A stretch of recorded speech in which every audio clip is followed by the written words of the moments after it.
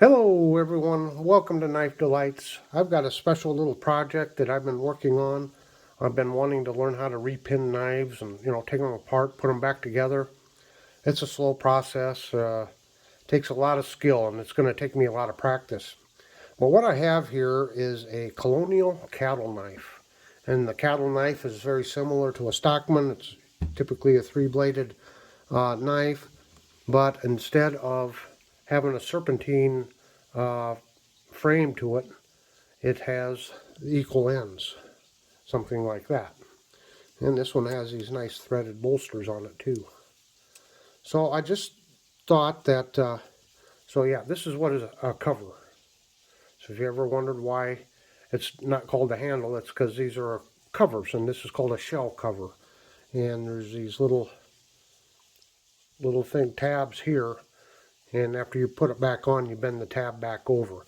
You do not want to take them on and off, because these things are a little bit fragile, and if you do it too much, the little thing will snap off, and then, well, I've got a couple that have snapped off, and I'm not sure how I'm going to reattach covers. But anyway, what this knife, I got this in an antique store for like $4. I thought it was a good fix-it-up knife. At the end, these were spread way apart, and I mean there was all kinds of wiggle in the main blade, that clip blade, and it was in bad shape. So I took the covers off, and I realized that the middle pin here was missing from it. It had broke off, and so I just thought before I get started working on this, I'd show you. This is the back spring for the main blade here. So it's pinned here, or actually they use like rivets here. So the back end of it's there, and then um, we have this hole here and this hole here. So that's going to go down in there, and you got to get it pressed down in there and get it all lined up. And then this is the back spring. Since there's two blades on this back spring, that's why this one looks different. So this one then will go down right down inside here.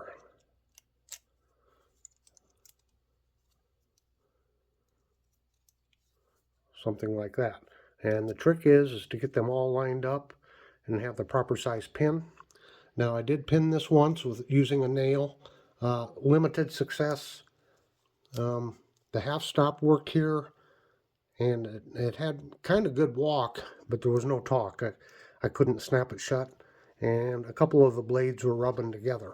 So what I'm going to try to attempt to do is get those holes lined up again in that middle hole there, and see if I can get this pinned back properly. So that's my goal. To get it started, I thought while I have it all apart here, I think I'm going to soak it in some Dawn dishwashing liquid, and that will give me the chance to really clean this knife out before I put it back together. And as you can see, I've already, been cleaning down in here. So now's the chance to clean it while you can, so let me get it soaking. I let the knife soak for a couple hours in Dawn dishwashing liquid with some warm water, and I cleaned it off, and then I used my Dremel tool, as you've seen me do before, with some rubbing compound, kind of clean the blades off. And since the back springs were exposed, I got them cleaned off, and I went ahead and I reassembled this knife, or repinned it, and I think I found out what my mistake before was. So here you can see I got a nail driven through there for that third pin in the middle that holds the back springs in place. And check this out.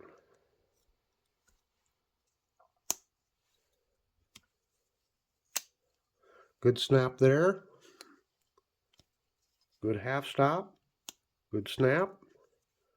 Soft half, kind of soft there on the half stop, but it could be worn a little bit.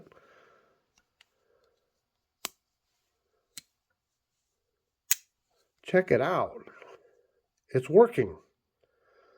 So what I'm going to do is I'm going to take this nail back out, and I'm going to start all over again, this time kind of filming some of the things along the way. I almost hate to take it out because I got it working good, but let's just see what happens after I take the nail out. This is kind of an easy pinning job because the two end pins are still in there. They were never taken out. So the blades themselves are still pinned in there, and you know, the right pressure on them at the pivot points. So all I've got to do now is get this back spring back in there. Now here's the back spring for the two blades, nope, let's see here. This is the back spring for the main blade here. And then here is the back spring for the two small blades. And I did notice when I was taking this apart that on this end of it, it's got this like a plus sign. And I think that means it goes down on this end down here. It has to go back in this way. Anyway, that's the way I got it in there, and it seemed to work. So, as you can see, when I have them in here, the holes all the way through are not lining up. And I'm going to have all the blades out here. So even when you try to push them in, you can see the holes are not lined up. So what I have to do is I had to put this in the vise and use the vise to compress this together here and push those back springs down so I could match the holes up. The nail I used before was just one size smaller than this, so there was still enough play in there. That's why it probably didn't give it much walk and talk. So now I'll readjust, I'll put it in the vise here and show you what I'm talking about. Okay, you look down through there, you can see the holes are not all lined up. So what I needed to do is put it in the vise here and squeeze, and that's going to compress those back springs in. And that really matches up the hole pretty good.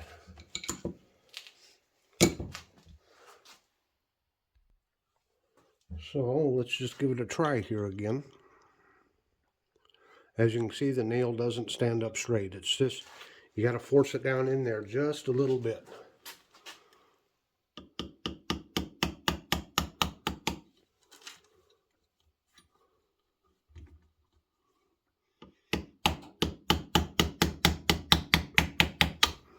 Okay, if I've got it started, it's straight up and down. I've got it started good. So then I'm going to put it in here sideways. Right at that point, it's going to compress those springs in. I apologize for the poor lighting. I'm trying to get it lit up good here. But you can see here now, they're somewhat flush there. The vise is squeezing it in together and pushing those back springs in and lining up those holes.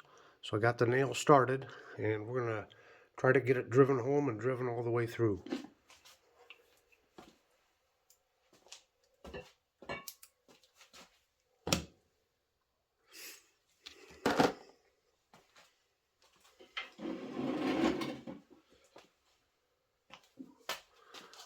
Having a tough time getting around the camera and figuring out how to do this. So here we go.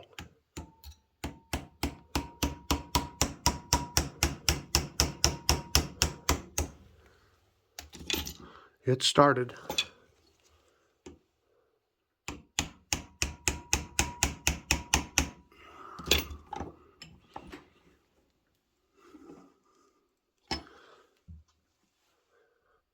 I don't know if you can see real good. Let me get a light here. See down in there? It's almost spreading apart there just a little bit as it's trying to get it lined up as the nail goes through. So let me just try to get it through just a little bit more. Oh, there she went. Look at that. We got her lined up. Okay, as you can see, we got it pulled through there. And it has separated a little bit, but we can squeeze it shut there.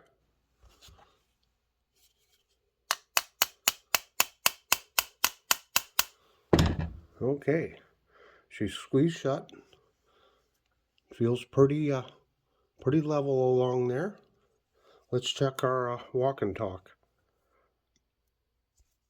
Half stop. There you go. Pretty good.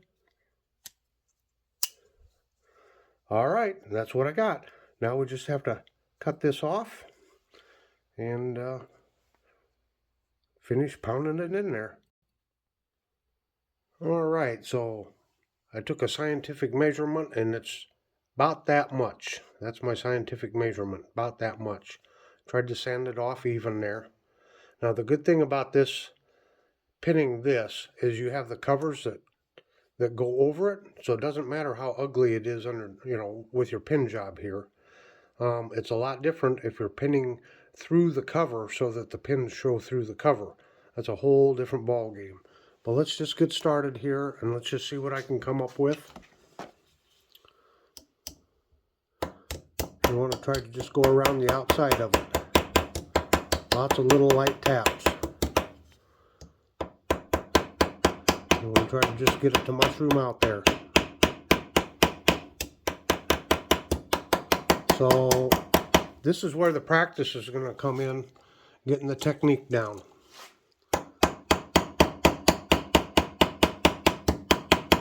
So it's kind of like blacksmithing and skills like that. You just got to do it and do it and do it until you get it figured out. So I'm going to be doing that for several minutes. This is what my pin job looked like when I got done.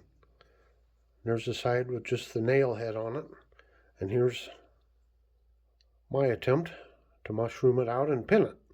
And it actually doesn't look too bad. A little crude looking. Here's the problem. I did not check it enough while I was pinning it, and I pinned it down too hard. So it's got a good strong pull to it. Snaps open good. But it does not want to close. And I got to looking at this. If you can see, this is folded in here a little bit. So the tighter I put this, because of that fold, it's applying pressure then onto that blade. And I think that's why then it doesn't want to close. So I'm going to start this whole process over again, take this pin out, I'm going to repin it, and this time I'm going to try not to go so far with it, and we'll see if we can keep all the walk and talk to this. And it's the same on all these blades. And yeah, as you can see, I pushed it in too far, the blades are rubbing.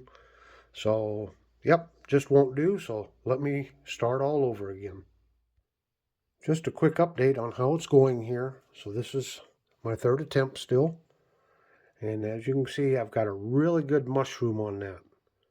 Now the trick is, as I see it, right here, well, where's my little pointer at? You can see right here, that mushroom's just about ready to hit that liner. So what I've got to do is do just enough so that it touches the liner here, but not too tight.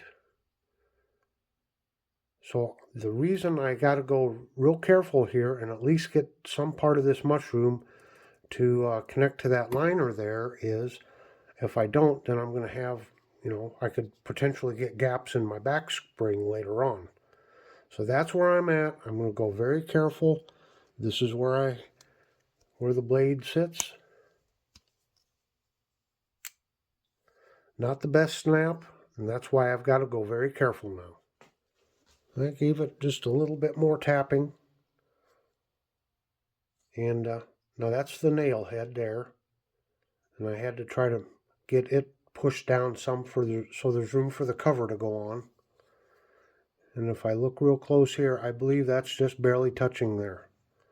I don't think I want to go any further at the risk of, one stroke too many and making it too tight. My main objective was get that main blade, some walk and talk to it. It's got it. And then this is kind of soft, but it still works. And this one here has pretty decent walk and talk to it. So I'm going to call it good for now. I'm going to finish maybe working on the blades a little more, cleaning and polishing. Then I'm going to put the covers on. Okay, now it's time to put the covers back on. And as I said before, it's a little bit tricky because you got to be so careful with these little end pieces here because they will snap off. As you can see, I did not loosen that one at all. I left it bent, and I got this one pried up, and then I just slid this one off. So this should just slide right back on, right into this little cutout area here.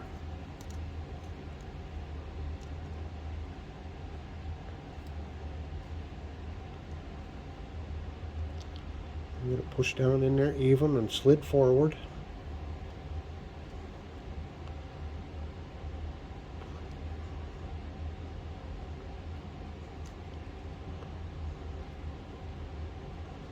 Okay.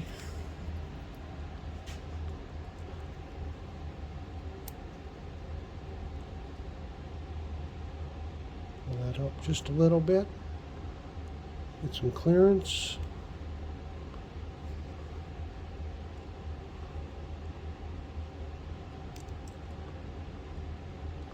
That's what I'm saying. You got to be so careful with these. If I break one of these off, I'm going to cry. I'm just going to cry. Ended up very slightly there. Maybe she'll fit better.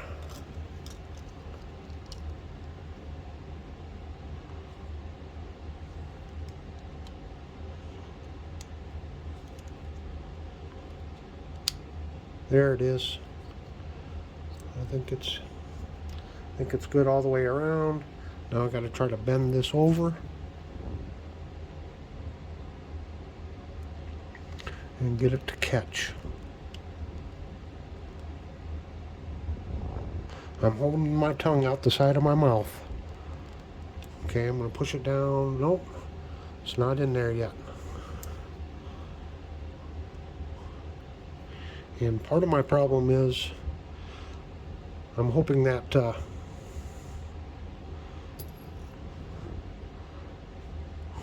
pin isn't. Oh boy, that's tight. There it is. Got it together.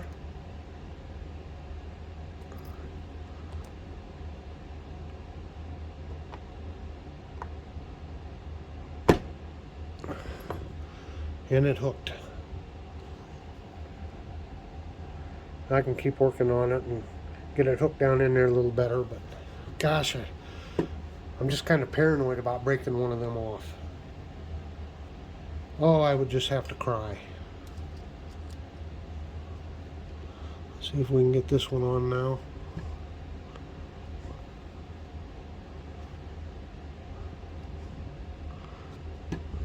This one's not quite as stubborn.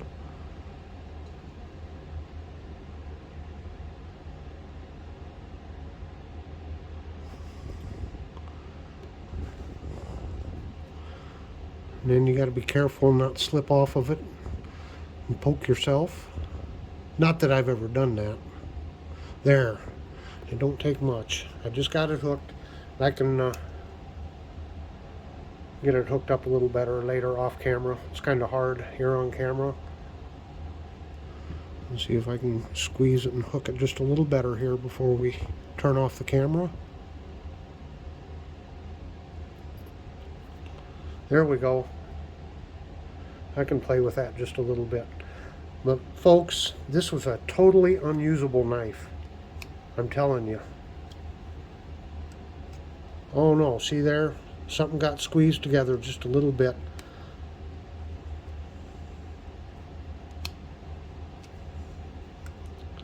It doesn't, I just lost my snap going back in. Well, I'm going to have to live with it. I think I see part of the problem. It's that pin right there. Sticking up just enough. Someday I might play with it and fix it a little better, but I'm going to call this a success. This was a totally unusable knife. I mean, the end here was split apart and this blade just wobbled back and forth and it was unusable. So I think I've saved us a Colonial knife, a piece of American history, piece of cutlery history. Is that showing up? Colonial, there it is. And on the other blade, one of the other blades, there we go, made in the USA. Well, I hope you've enjoyed this. Sometimes these restoration videos take a little longer, but I'm sure glad you stuck around to the end. And as you can see, I got a usable knife again. Not in the best shape. Nothing to brag about on the walk and talk. But even with that, if you had to, you could use the knife again. So I hope you've enjoyed watching this. Thank you to all my subscribers and for everyone that has viewed this video. And if you haven't subscribed yet, why, please hit that subscribe button, and that way, and the notification bell, and that way you'll be notified of future videos. So here you go. Have a very delightful day.